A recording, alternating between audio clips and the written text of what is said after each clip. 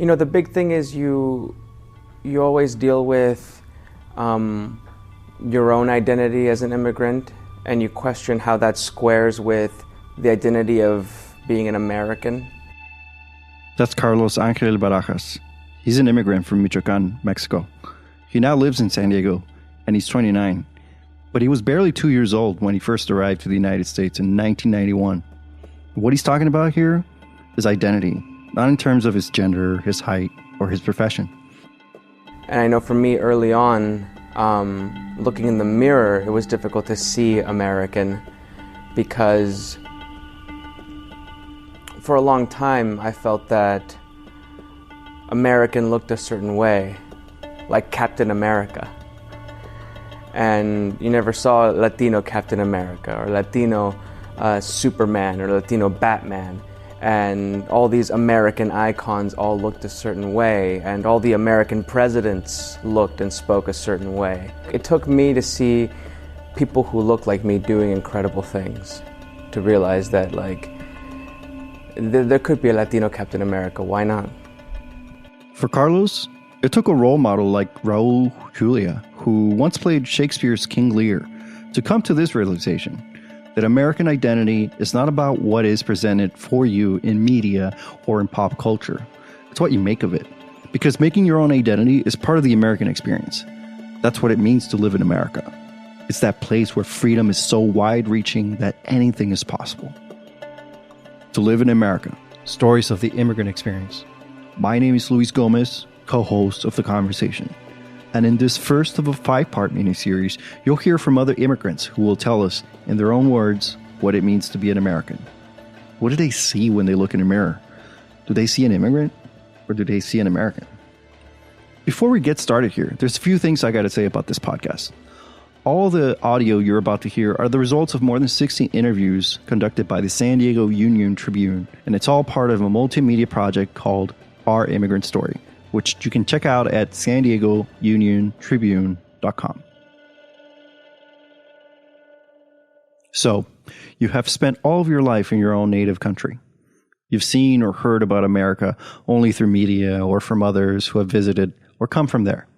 But what happens when you, yourself, as an immigrant, arrive to America for the very first time? What is that like? You know, clearly there is great dissonance. So just to put things in perspective, when I left home, that was the first time ever I had flown on an airplane. And I would fly all the way across the Atlantic to come from Mumbai to JFK Airport. When I landed at JFK Airport, that was the first time I was at such a big airport with multiple terminals. And I had no idea that airports would have multiple terminals. And to go from Terminal 1 or one terminal to the other was a little bit of a project for me, looking for directions and looking like a, like a first-time traveler or an immigrant. The person you're hearing right now is Pradeep Khosla. He's an immigrant from India. And he came to the U.S. in the early 80s to complete his grad studies in robotics. His resume is quite impressive. He's now the chancellor at the University of California in San Diego. But like many immigrants who have come to America and made great contributions, Pradeep was also faced with a country that challenged his own understanding of the land. And that was an interesting experience. It actually put me in a territory which was uncomfortable. At the same time, I had to navigate it, otherwise I wasn't going anywhere. Does America change people? Is there something in America that immigrants seek? Perhaps something that will improve their lives, their place in the world, their sense of self? In many of the interviews we conducted, many expressed a similar quality that threads all of these stories together. That the opportunities and freedoms afforded in this country enrich their lives. My name is Evgenia Golik, and I'm an artist. And I feel grateful to live here and have opportunities like doing art full-time, for example, or travel and get to know people with all kinds of different backgrounds and cultures. So I really feel like that enriches my culture and makes me more compassionate and makes me a better person. Evgenia Golik is from Russia, and she came to the U.S. 13 years ago in 2005. And in America, she's living the life she wanted. She's an artist. She and her husband live in San Diego with their daughter. She even has friends who speak Russian. Most significantly, though, she says she lives in a place where cultures from all over the world are accessible. To be an American, I feel especially lucky to be here, and especially in California, because I feel like living in this country, you get your horizons are just more open because you get to meet people from all over the world, and you understand other cultures better once you get to know stories of other people, and it just makes you a better person. So for me, it's about being in touch with other cultures and be more free. Immigrants come to this country because it's a free country. It's a common theme in every conversation we hear from immigrants. And for some, to be free means freedom from fear. Fear of harm, injustice, prejudice. In this next interview, we hear from Dilkwaz Ahmed, who tells us what it means to live in America.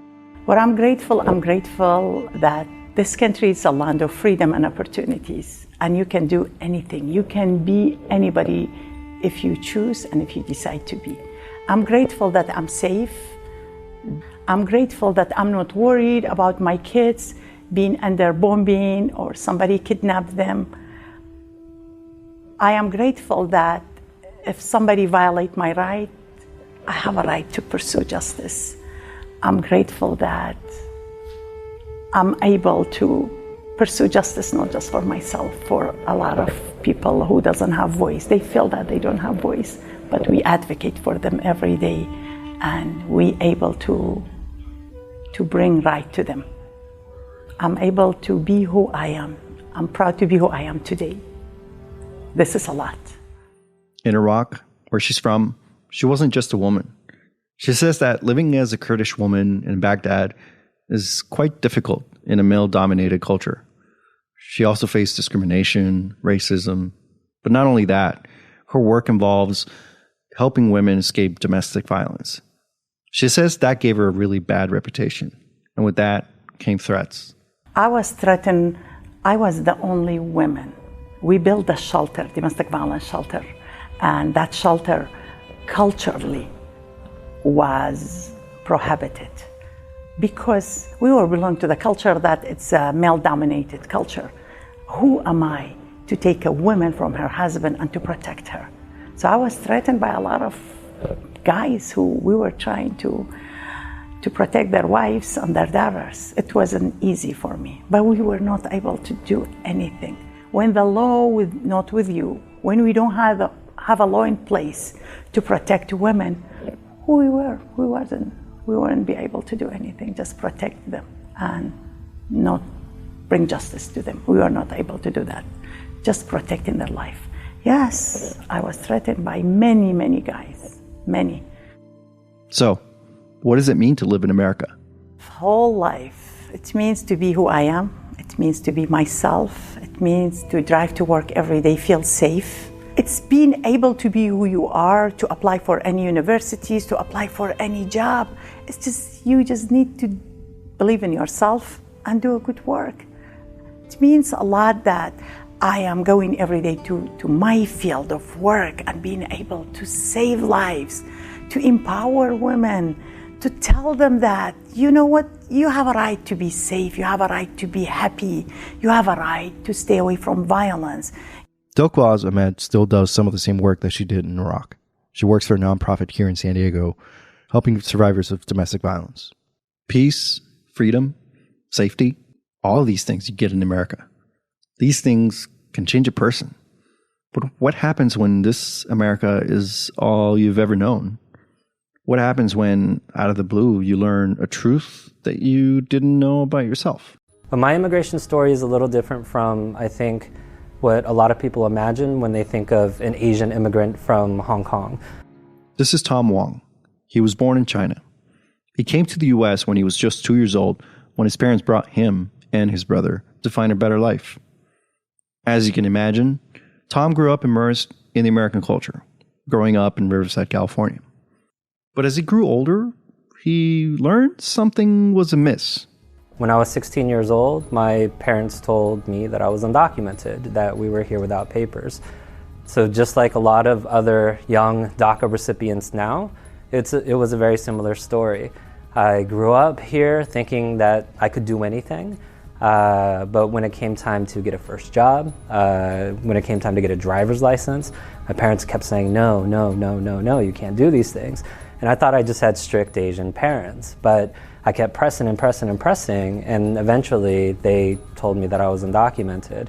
And so at that point, things got very difficult because the future that I envisioned for myself, I didn't really understand what it meant to be undocumented, but my sort of understanding of it was that I couldn't do the things that I thought that I could do.